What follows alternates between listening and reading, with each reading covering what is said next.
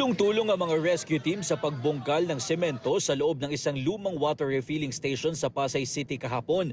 Hinahanap nila ang ilang tao na natabunan ng semento matapos gumuho ang istruktura na isinasa ilalim sa renovation. Ayon sa pulisya, tumagal ng 2 oras ang search and rescue operations sa 5 biktima na agad isinugod sa ospital. 2 sa kanila ang namatay.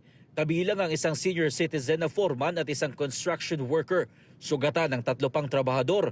Ayon sa tinderang si Rosalinda, mahigit 1 taon nang hindi nag-ooperate ang water station at kailan lang ito sinimulang i-renovate. Kung napaga po kami, talagang dami kami ng asawa ko. Kasi po diyan kami sa bintana, malakas yung impact nung mga bubog. Kasi umabot pa po dito eh. Lumalabas sa investigasyon na hindi matibay ang naging pundasyon kaya gumuho ang kisame at nabagsakan ng mga biktima. Ayon sa pulisya, illegal ang ginagawang renovation sa water refilling station. Wala pong metal scaffolding, no? Tinukuran lang ng mga kahoy. Initial investigation po, no building permit po talaga yung ginagawang struktura. Kaya po, doon pa lang po mayroon na po silang violation. Hindi rin umano sumunod ang may-ari sa health and safety standards dahil walang mga proper safety gear o kasuotan ang mga biktima.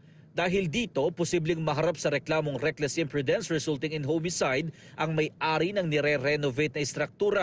Sinusubukan pa namin makuha ang panig ng may-ari